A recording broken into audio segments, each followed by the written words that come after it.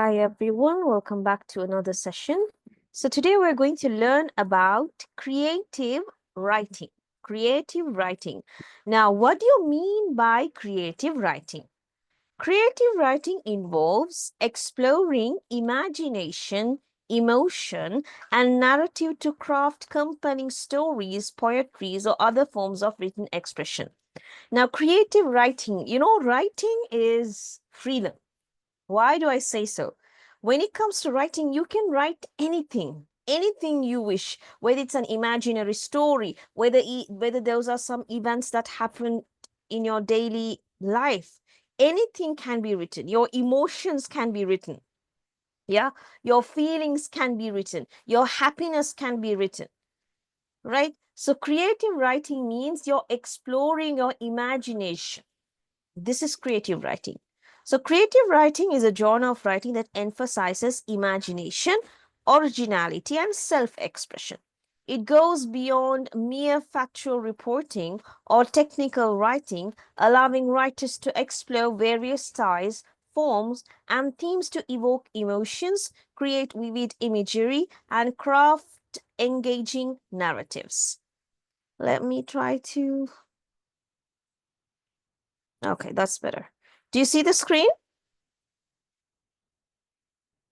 Yes, ma'am. Yes, Yes. ma'am.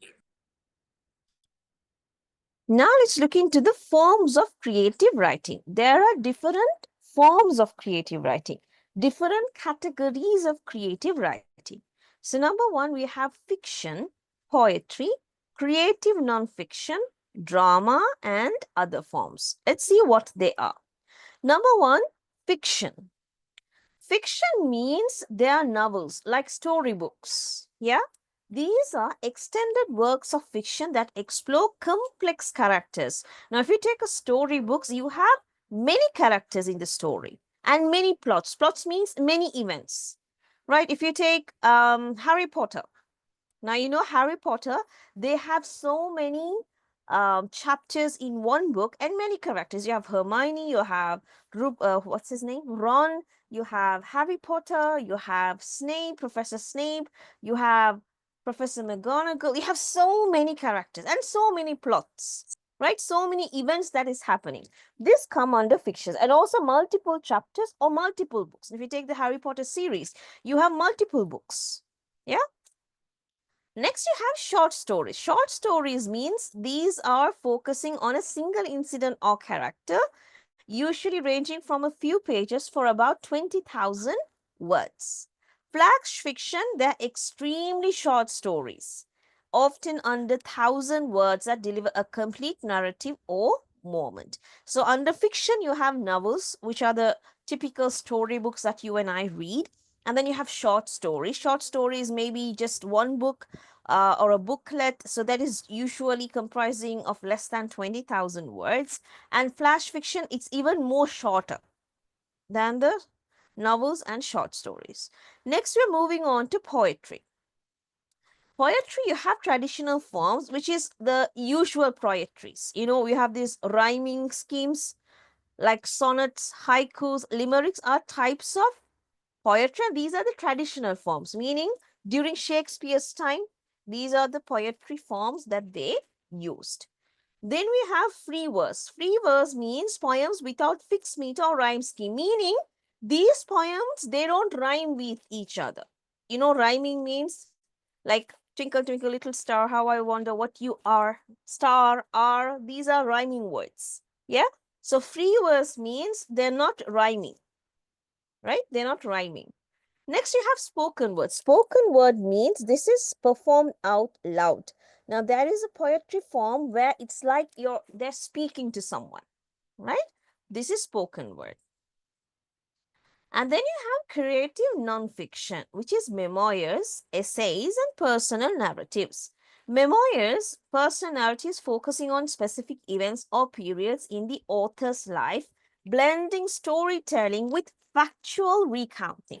So these are personal narratives, meaning now if I am to write a memoir, I am going to say about myself, write something that happened in my life, the events that happened in my life, right? So memoirs are personal narratives focusing on specific events or periods in the author's life, blending storytelling with factual recounting. Essays, reflective or argumentative pieces that use literary techniques to explore themes or present personal insights. And then you have personal narrative stories based on real life experiences presented with a creative flair. And then you have dramas. Dramas, we already did a few, I think one drama, which is Lincoln, Jefferson, Tina and Shelley. That's a drama, right? That's a drama where you have dialogues, where you have different character interactions, and you play it on a stage. And then you have screenplays, scripts for films or television shows, like the movies that you watch, the dramas that you watch on TV, they are called as screenplays. And finally, you have other forms, which is creative nonfiction, writing that presents factual information in a narrative style, often blending storytelling techniques with real life events. And then you have experimental writing, innovative approaches that challenge traditional forms and structures, often incorporating unconventional techniques. So, did you understand the different forms of creative writing? Is it very clear, Ms. Pira and Abdullah?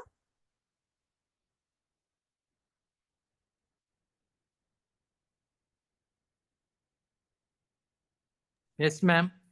Okay. Oh, I thought I have lost you for a second. Ms. Pira, clear? Yes, ma'am. Okay. Now let's look into the key characteristics of creative writing. Imagination and originality. Yes, it should be your own work. You can't copy paste somebody's idea and say that is your own idea, right? Imagination and originality. So you have to make sure that the writing that you write, the piece of work that you write should be original. It should be your own imagination. Next, emotional impact. Now, when it comes to stories, you have different emotions in these stories. Yeah. Some stories are it's always okay, like some storybooks, it's into comedy. Yeah, it's into comedy, it's fun, and you feel like you laugh the whole time. It's more into comedy. Yeah, some stories it's emotional, it's sad. Yeah, some stories are about it's happiness. Now when it comes to Harry Potter, I take this example because it's easy to relate it to. Everybody has read Harry Potter. When it comes to Harry Potter, it's a mixed of emotions. Yeah, certain times they're happy, certain times they're sad, there's romance, there's love, there's everything. Okay. Next, narrative structure. Stories typically follow a structure such as the classic three-act structure: introduction, conflict resolution, or more experimental forms. Next, voice and style. Yes, each writer has a unique voice and style. My style of writing is different from your style of writing. Yeah, so you have to identify your style of writing. Next, figurative language. Figurative language means like what we use for phrasal verbs, idioms, right? They're figurative language, meaning it's more than what it says, right? For example, if I say um, what are some of the phrasal verbs? I forgot. Idioms, I can remember some of the idioms. Um, all that glitters is not gold, right? So this is a figurative language. Next, what are the idioms that we learned? Subhanallah, I forgot. All that glitters is not gold. Curiosity kills the cat. So these are figurative language. Next, you have character development. Characters are crafted with depth and complexity, driving the narrative and engaging readers. Yes, when you develop the character, say for an example, you're talking about one particular character in the story, so you're slowly developing this character, right? Character development. Next, developing creating writing skills. Number one, practice regularly. You have to practice regularly. Writing consistently helps develop your style and voice. You need to keep practicing. Yeah? Anything, not just writing, even speaking. You need to practice. You need to speak and speak and speak. Only then you will be able to improve your English speaking skills. Now, for an example, your mother tongue, which is Tamil, you're fluent in Tamil. Why? Because you speak Tamil all the time. Yeah, you speak Tamil all the time. So you're very fluent. There are some words that some of the other people will not know, but you know the meaning of when it comes to Tamil. So, same way, you have to speak a lot of English, right? If there's no one to speak, you speak on your own. Speak with the wall, no problem, right? If you need to improve, if you need to get fluent in a particular language, you need to use it. You need to speak, right? Next, read widely. Yes, read widely means you have to read books from different authors. Don't stick to one author or one genre. Don't only stick to comedy. Don't only stick to romance or romantic books. Don't only stick to, you know, thrillers, right? You have to move into different genres. Look into the style of writing. Look how these authors have absorbed themselves, how beautifully they have bring the character out, right? Next, experiment. Try different genres, styles, and forms to discover what works best for you. And seek feedback. Engage with writing groups or mentors to receive constructive criticism and improve your craft. So now we have a fiction. This is a short story. It's a beautiful story. I love this story. And I love the other story as well, the Coffee Shop Chronicles. It's amazing. So I want Abdullah to read this fiction, please.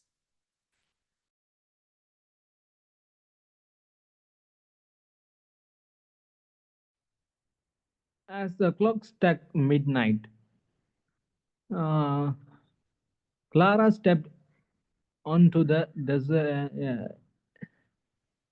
desert platform. The chill of the night air biting through her coat. The train was late and irregularly that left her anxious. She glanced around. See dim light casting long shadow on the worn tracks. Just as began to consider waiting another hour, a low rumble. What is that, ma'am? Sing lad. What is that, ma'am? Ma'am.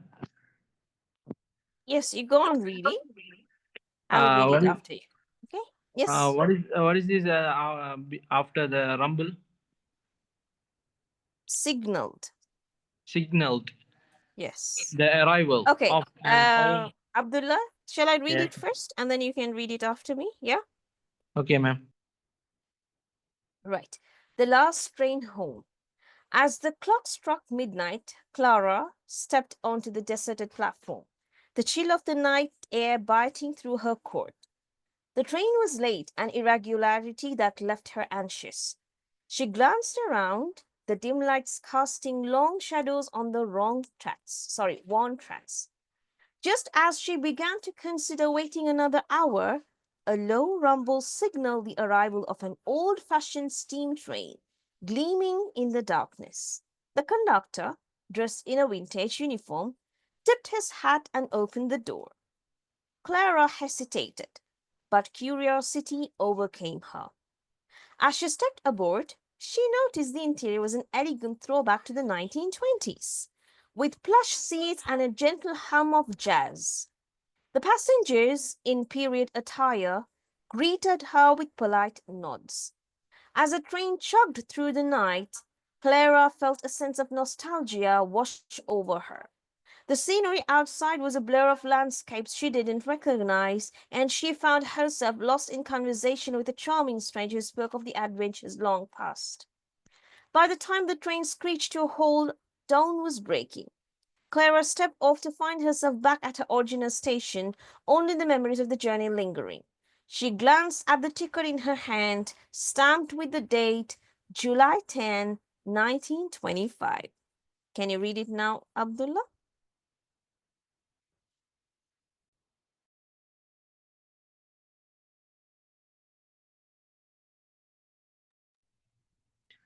As the clock struck midnight, Clara stepped onto the desert platform, the chill of the night air bending through her coat. The train was late, and irregularly that left her anxious. She glanced around, the dim light casting long shadow on the worn stuck trucks. Just as she began to consider waiting another hour, a low rumble signaled the arrival of an old-fashioned steam train gleaming into the darkness. The conductor, dressed in a vintage uniform, tripped his hat and opened the door. Clara hesitated, but curiously overcame her. As she stepped aboard, she noticed the interior was an elegant throwback to the 1920s with plush seat and a gentle hum of jazz. The passengers in period attire greeted her with polite nods. As the train chugged through the night, Clara felt a sense of nostalgia was over her. The, s- the cemetery outside was a blur of landscape. She didn't recognize, and she found herself lost in conversation with a charming stranger who spoke of adventurous lost past. By the time the train screeched to a halt, dawn was breaking. Clara stepped off to find herself back at Origin station. Only the memories of the journey lingering. She glanced at the ticket in her hand, stamped with the date July 10, 1925.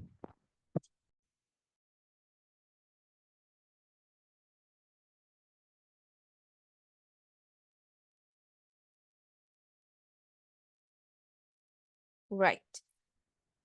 So, what did you understand from the story? What is the story about?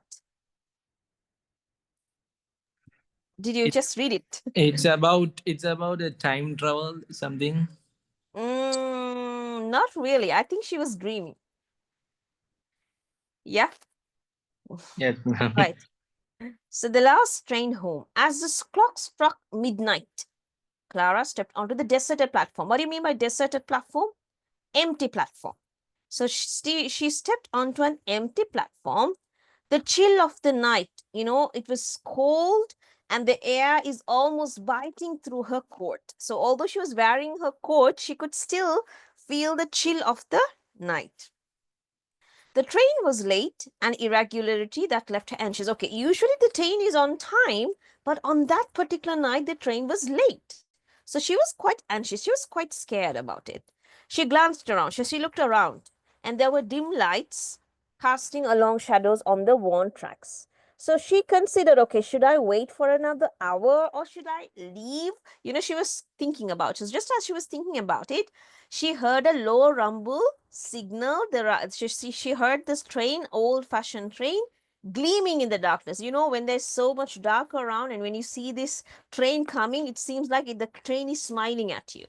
The conductor. So there was a conductor, and he was dressed in a vintage uniform, right? An old, or you can say, which dates back to some older years. Tipped his hat and opened the door. Clara hesitated, but curiosity overcame her. So she stepped into the train. She noticed the interior was an elegant throwback in the 1920s, with plush seats and a gentle hum of jazz. The passengers in period attire greeted her with polite nods. So the train chugged through the night. The train was moving through the night. Clara felt a nostalgia. Nostalgia means, when, for an example, now you are both out of school. When you go to school, you can remember the old days of the schools. Yeah. The time that you spent at school. This is called as nostalgia. The scenery outside was a blur of landscape she did not recognize. So when she was looking out through the window, she realized she has never seen these landscapes. She really doesn't, she quite doesn't know where she was. And she found herself lost in a conversation with a charming stranger who spoke of adventures long past. By the time the train screeched to a halt, dawn was breaking. Clara stepped off to find herself back at her original station and only the memories of the journey lingering. She glanced at the ticket in her hand, stamped with the date 1925. So probably she must be dreaming. Yeah? Or maybe something else. But anyways, she was in 1925, but the train description was related to the years in 1920s.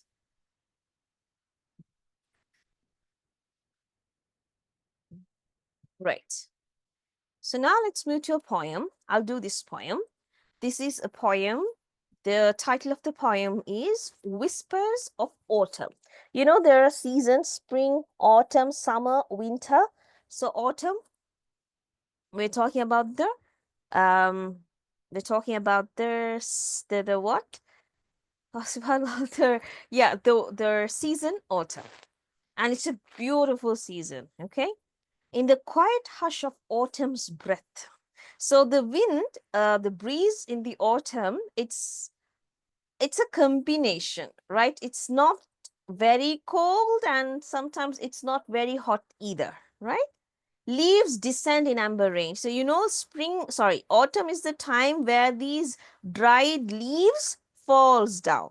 So they say leaves descend in an amber rain and these leaves seems like they're dancing because the leaves are falling down, but while they're falling, the wind is blowing. So it seems like these leaves are dancing, right? That's what they say, dancing in a wistful ballet. Soft whispers of a time untamed, crisp air. The air is crisp, you know, it's a wonderful season of summer's end and twilight's gleam. Yes, so as summer ends, autumn begins, right? Where shadows stretch and store. So you can imagine, as summer ends, summer is hot. So as summer is ending, the autumn begins. And you can see how lovely the autumn weather is after a long time of summer or a couple of months of summer. Then autumn starts. You can understand, the cold breeze, when it touches the skin, it's a lovely weather where shadows stretch and stories fold in the folds of evening's dreams, rustling through the fading light. Beneath skies of twilight sue, autumn sings her soft goodbye in hues of gold and midnight blue. So this poem explains or describes how autumn enters and how autumn leaves. So this is a poem. And now we have a non-fiction story, or it's a memoir. So this is how a memoir. As you can see, memoirs are written in the first person. I, right? In the first person, not in the third person. Miss Spira, could you please read this memoir? Or maybe I'll read it once and then you read it after me. Okay, Miss Spira? Miss Spira, are you there? Yes, ma'am. Here. Okay. The Coffee Shop Chronicles.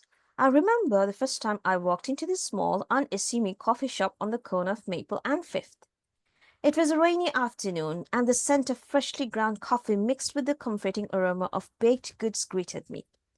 I was a freshman, lost in a new city, trying to find my footing. The barista, with her vibrant red hair and warm smile, introduced herself as Laura. She asked about my day and remembered my name, something I hadn't expected in such a transient place. Over the months, that coffee shop became my refuge. Each morning, I'd walk in and be greeted by the comforting hum of conversation and the clinking of cups. Laura always knew my order, and we'd chat about everything from the weather to my latest book. The shop, with its mismatched furniture and cozy atmosphere, became a second home. Years later, when I returned to that city, I found the shop had closed. The space was now occupied by a trendy boutique, but the memories lingered. I sat on the sidewalk, a bittersweet smile on my face, grateful for the small but profound impact the coffee shop had on my life. Miss Vera, could you please read it? I might have a coverage problem and screen is not visible. It's not visible. Okay, I'm going to stop sharing and start sharing again, okay? Let's see whether you can see it after that.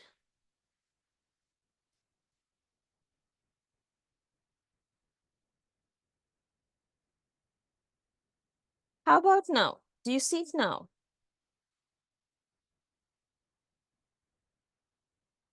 Yes, ma'am. Okay. Start reading then.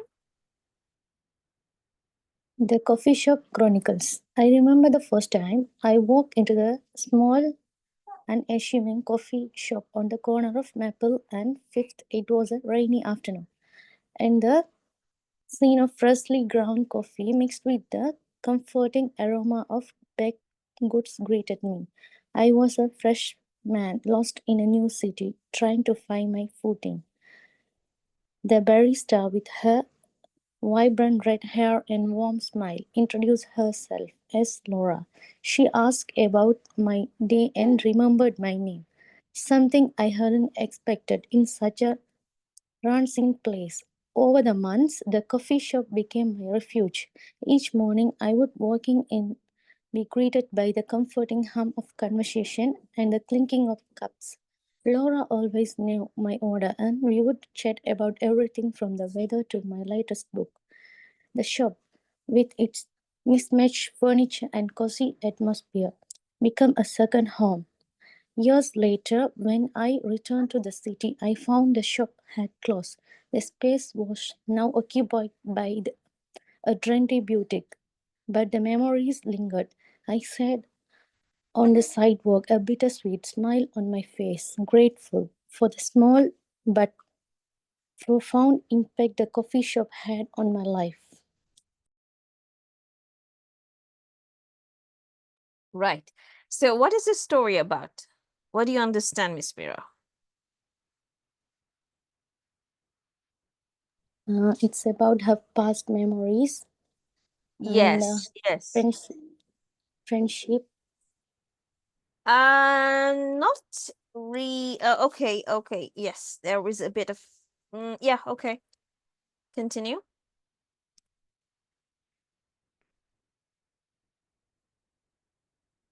Mm, that's it? Yes, ma'am. Okay.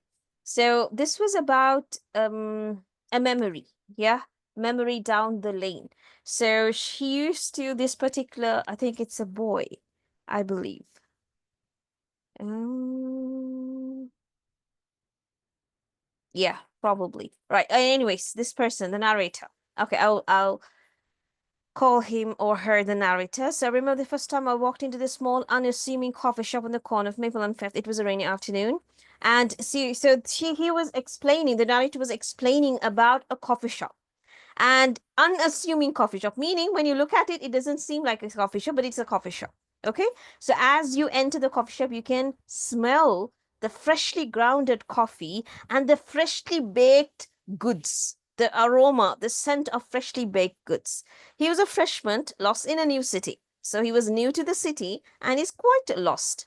The barista, the person who's serving the coffee, she had vibrant red hair and warm smile, introduced herself as Laura. So this Laura always knew the narrator's coffee, right? He knew the coffee order. So before even he orders, Laura would always would all prepare and bring it to him, right? So each morning he'd walk and be greeted by comforting hum of conversation and the clinking of cups. You can hear when you go to restaurants or coffee shops, you would hear these clinking sounds. Yeah. Laura always knew my order and we chat about everything from the weather to my latest book. So after he's completed his studies, he went back to his city and years later he returned back to the city that he studied.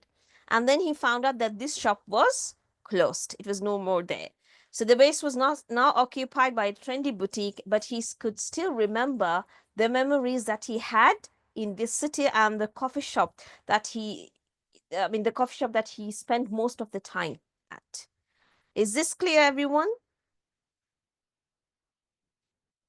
Yes, ma'am. Abdullah and yes, okay. So now we are having a play, a drama, a dimly lit living room in a small suburban house, a single armchair center. Okay, so we have Anna and Michael. So I want Miss Pira to be Anna and Michael to be Abdullah to be Michael. Could you please start?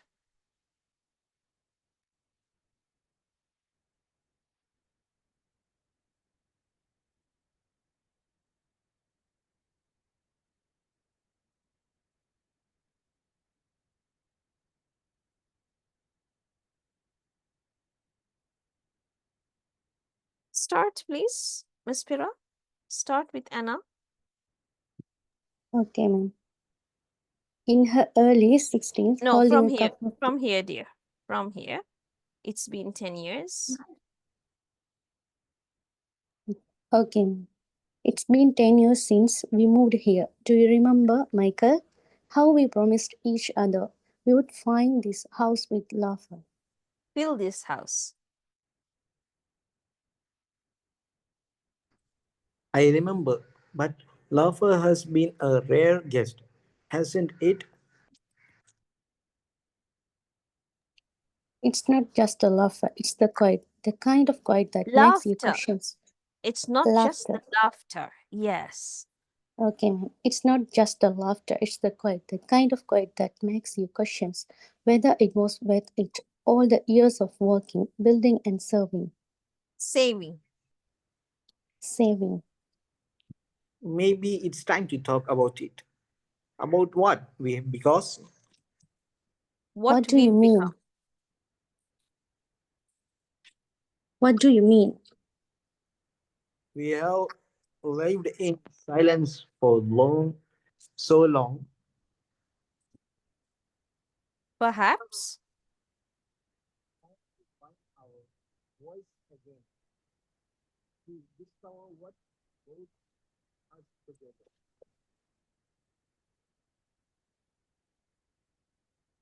Do you think it's possible, Michael? I do. Let's start by speaking honestly, by sharing our fears and hopes. Good job. Right. So now you have a homework. I think, Miss Pira, you have another homework. Abdullah and Miss Pira. I told you to write a letter. Yeah? I, Forgot? Yes, ma'am. enti- I entirely forget about it. Okay. So you have time until next week. Okay. Listen to the recording and do the homework. And you Okay, have ma'am. another homework, which is object writing. So what you have to do is you have to write a descriptive paragraph about any object. So you can choose a cup, key, book, anything. So you're not going to say I'm going to talk about a book. You just have to describe the thing. Okay? But you can't say it is this. Understand? For an example, you're going to describe about a cup. So you can't say I'm going to describe about a cup. Understand? You have to describe about it. So you can say it is round in shape, it has a handle, it is blue in color. So you have to describe it this way. Is it clear? Yes, ma'am. How many words it include? I would say it's up to you. You decide. Okay, ma'am. Okay, you decide, but it should be more than 500 words. Okay, ma'am. Okay, more than 500 words. Is it clear, everyone? Yes, ma'am. Abdullah, clear? Yes, ma'am. Yes. And then you have another homework as well, which is first line challenge. So here you have to write a short scene for 150 or 300. Again, I don't mind about the word limit. You can write more. So you have to begin the story with, in the middle of the crowded street, he found a mysterious envelope. And then you have to continue the story. Clear? Clear, ma'am. Yes, ma'am. Okay. All right, then we wrap up the session for today. And inshallah, tomorrow we'll finish this one. Session number 13, which is comprehension passages.